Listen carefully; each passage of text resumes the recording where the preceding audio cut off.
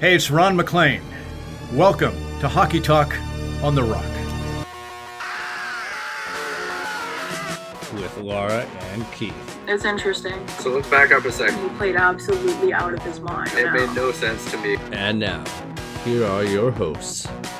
All right, we are back doing episode number 82, Hockey Talk on the Rock, and we just finished watching Game 5 of the Stanley Cup Final. Tampa Bay survived to live another day. And so we're going to talk about some stuff, but we got some big, kind of big, but pretty big Vancouver news to start with. So the Andre Kuzmenko sweepstakes are officially over, and he has chosen to sign with the Vancouver Canucks, which is awesome for a number of reasons. The first one being that it's really nice to see a free agent choose to come to Vancouver when he did have other options. And I think that's a good sign for where the management is going. So like that for me was the biggest, like honestly the biggest takeaway was like, okay, we're an attractive place to come to again, and that's awesome. He's 26 years old. He played in the KHL and he was over a point a game this year, which there aren't many players that produce at that level. Now, KHL is not the NHL. I was gonna say something else, but and so you never really know, right? There's these stories, you know, like Sergei Shirokov in Vancouver, but Shipolshev or whoever played in Vegas, and you know, Nikita Gusev, who wasn't great. Well, he was okay. He had one good season, and then wasn't great. Kind of a Brunstrom type guy. Yeah, Fabian Brunstrom, to throw it back to some old Canucks rumors. But the thing about it is there's also ones that have worked out. Namely, I mean, like Panarin and Kaprizov. Yeah. So I feel like, to me, he's been a bit overhyped, but he hasn't played a game yet. We don't know what he's going to be. Yeah. And the fact is the Canucks are going to give him, you know, an opportunity to play in the top six. He's going to get power play time, which are two of the big reasons why he chose to come to Vancouver. And it gives the Canucks flexibility now to do something, which is also, you know, interesting in terms of cap. Yeah. So if they move out of forward, because now they have Kuzmenko, then they can probably relocate some of that money to defense, which is where they need to. And then on top of it, I was going to say, if Kuzmenko doesn't work out, he's, you know, it's a one-year deal. It's league-in. Who cares? Yeah. Right? It doesn't really matter. So all that I think is good. And yeah, it is a big win for the new management. You know, what are the odds he ends up being like Kaprizov or like Panarin? Probably pretty low.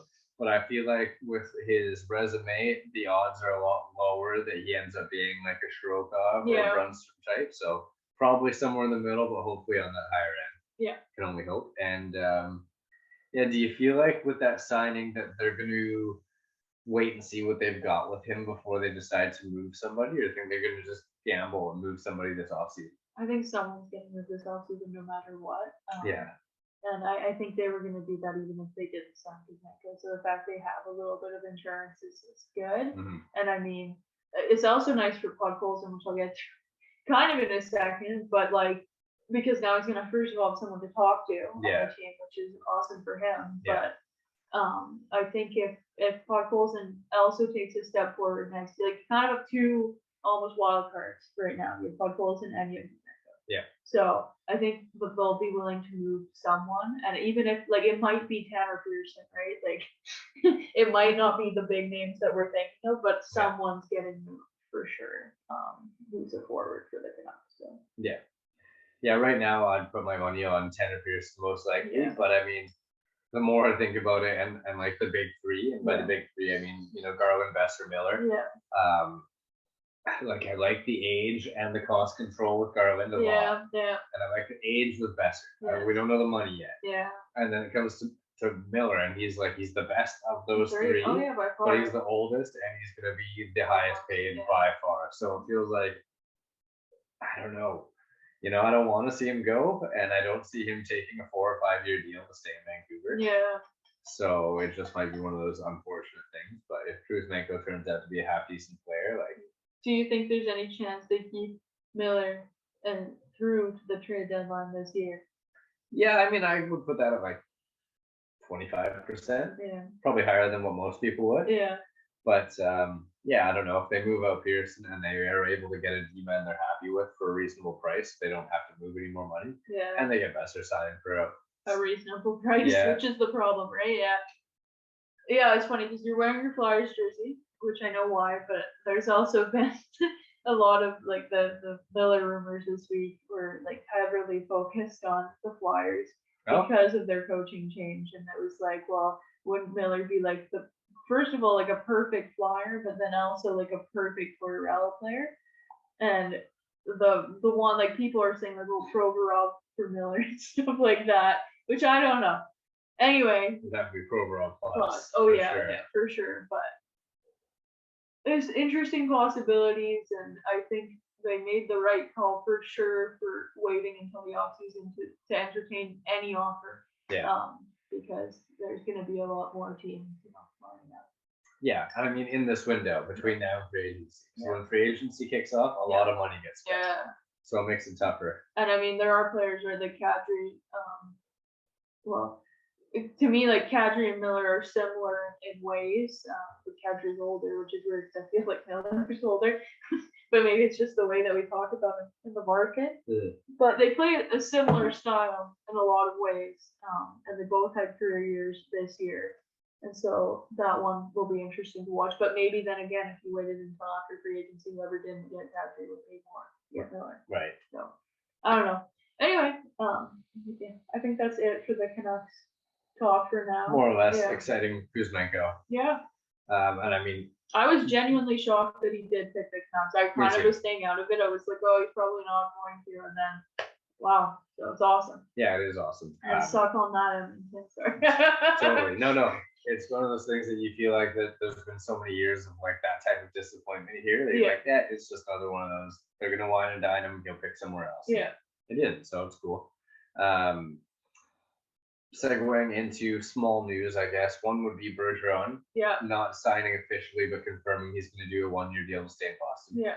Which will be interesting to see how they treat this year, because they I don't think he's coming back to be part of a rebuild for 1 year. No, I think they're gonna have to push it off, because for a while it looked like if Bergeron wasn't coming back, Marchand was gonna miss a good chunk of the beginning of the season. McAvoy too. McAvoy, and there's another defenseman too. I can't remember who, but Right. someone else. There's a bunch of them that are going to be out for a while, and you would think that okay, they're probably gonna at least take a step back and maybe try and get into a position to draft a Connor Bedard, and then that will expedite their rebuild. Yeah.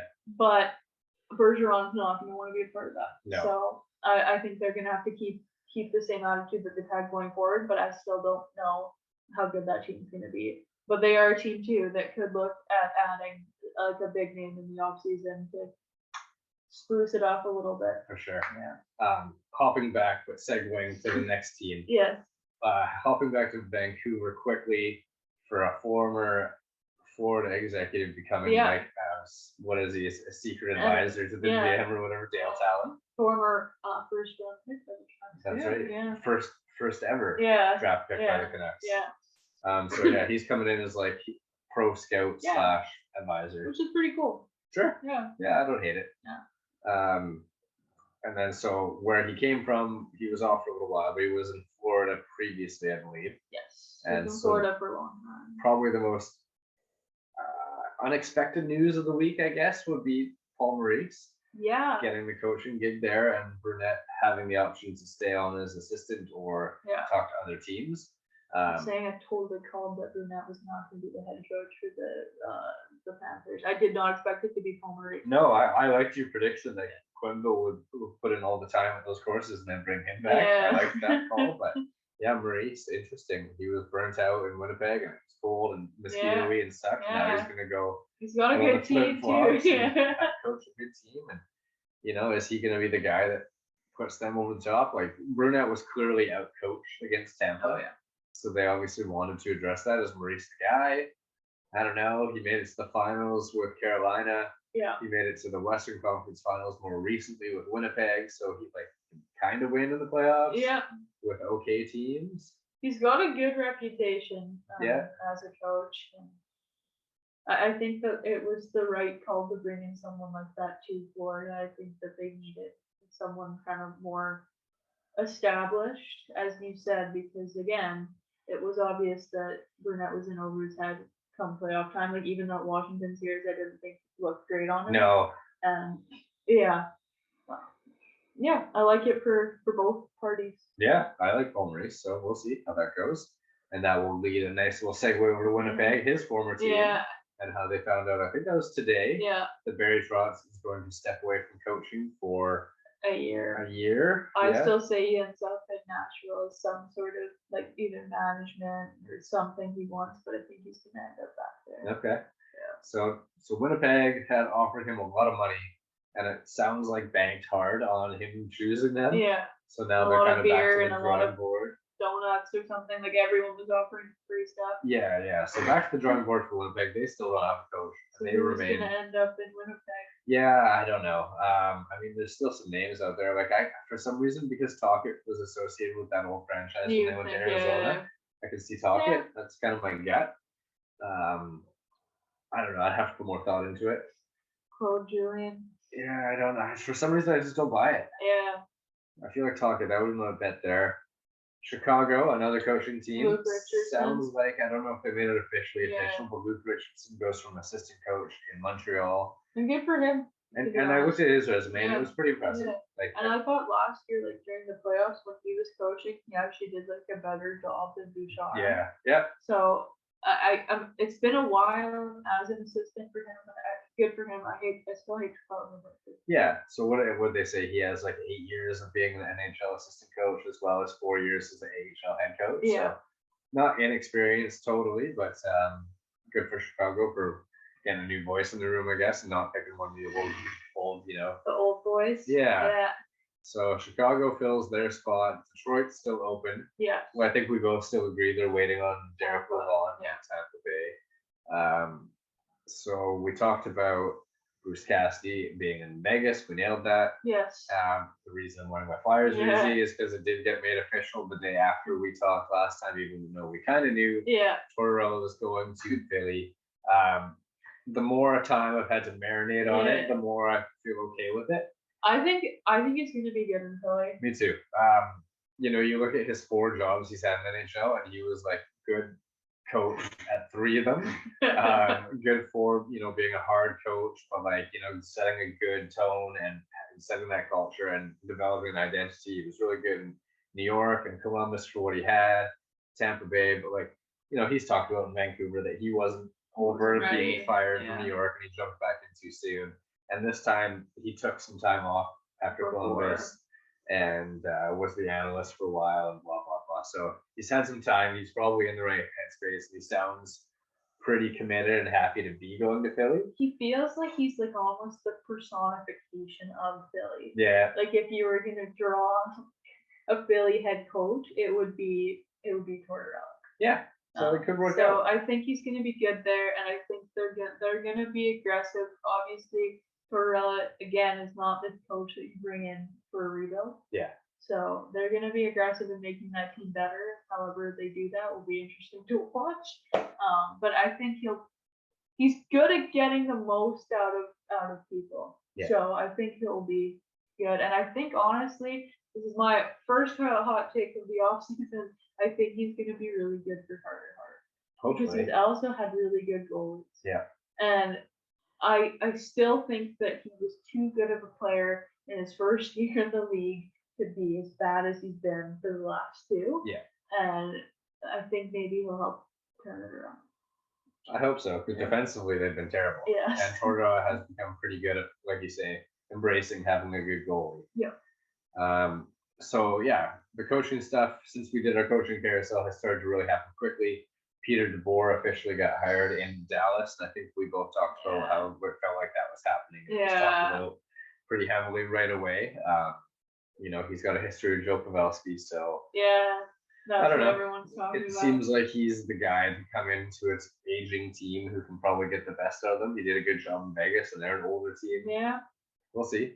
I don't know. I don't love it for Dallas. That's what I'll say, but we'll see how it goes. Yeah, see how it goes. So I think with the coaching stuff, that leaves Boston, Winnipeg, and Detroit, like we just talked about, as open, and everyone else has been filled. Yes. Right? Yeah. Okay.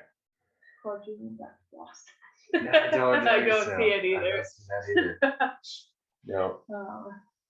Yeah, so the other big thing that happened was the awards, or That's the right. big awards. The and 4 big ones. I think 3 of them were pretty obvious, or well, 2 of them for sure. So Matthews won the Hart, which I don't know. He scored 60 goals. And he did it in like 70. He did it in like 70 games. Yeah. I like, it's just the writing on that award, or the definition of that award, to me is still weird. And I think there were players that probably meant more to their team. But anyway, Matthews had a great year. He deserved the Hart. It's okay. It was expected. Yep. And then Shesterkin won the Vezina, which again, I was like, okay, that's expected. Yeah. I was somewhat surprised that Matthews also won the Tedzinski. I thought maybe it would be McDavid again. But somewhat surprised. And then again, somewhat surprised, but not totally surprised that Kuzmenko won the Orange. I think I had that the last time we talked about it. Right. I felt like it was gonna happen. So yeah, and it was close. Like Yossi had more first. He had place more votes. first place votes. Yeah, I know. Oh, yeah, there was a couple people who didn't have Yossi on At the all. ballot at all, which is kind of Crazy. weird. Yeah. So I mean, I know I listened to a lot of the debate this week. Yeah. That seemed to be the heaviest debated one. Yeah. And it was like, well, it mainly came down to the fact that Yossi got the second hardest matchups. Yeah. And Makar and Hedman got the hardest. Yeah. That's fine. I would have been happy to see Hedman get it, because I do believe he is Yeah, the I best agree. defenseman in the league. Yeah. Maybe this year or next year it Makar's becomes gonna take Makar. over. And I mean, he's amazing. He's an amazing player. I don't think he's a bad pick for the Norris. No. So not surprised, but like a little bit, but not totally, if that makes sense. Mhm. Anyway, so that happened. And then they put out the finalists for the GM of the Right, Year award. yeah. And it was basically like the 2 best teams and then New York Rangers. Yes. I don't know why they do that so late in the playoffs. Yeah. It's kind of weird, but Julian Breezewall still hasn't won it, and he's been amazing at building Yeah. those Tampa teams. I mean, a lot of it was help from Steve Weiss. Yeah. He's done a good job when he's had to. And Sakic has done He's a done a good masterful job yeah. of especially with a lot of heat on him to fire Bednar and do stuff differently and blah blah blah, and how long he took to make the Duchesne deal. Yeah. It feels good for him. And then I guess give Drury the credit. We heavily mocked how they strategized the end of the year last year and went bigger and wanted to take the fight out to the street and all that crap, and then went to the Eastern Conference Finals. So I mean, credit to them. Yeah. I guess. Agree, yeah. I think with the Rangers, a lot of it is to do with Shesterkin. Yeah. But that being said, good goalies win their teams a lot of awards. We've seen that throughout history, and I think the Rangers are in a pretty good spot moving forward with Shesterkin, but then they also have, again, pieces that I think are going to be better. Mm-hmm. Yeah, and then other than that, I don't know. I was going to say one other thing, and then I keep forgetting what it was. All right. But it's going to come to me later, probably. And I think that's mainly it. Yeah, I mean, there was some news. News was starting to trickle in this week. Yeah. Mainly coaching stuff. So next time we talk, we will have a Stanley Cup champion to talk about, and a Conn Smythe Trophy winner to talk about, the results from our head-to-head bracket to talk about, which I've got a chance. I've got a fighting chance. You have a chance. You're a pretty good chance. And who knows what else will happen between now and then, because we'll be very close to the draft by then. So once the Stanley Cup is handed out, we might start seeing some contracts for restricted free agents, or some trades, some movement, some overall stuff might happen. Yeah, things might happen. Our prediction for next time. I think we'll be right on that one. Okay, so we're wrapping it up. This has been Hockey Talk on the Rock, episode number 82. Woo!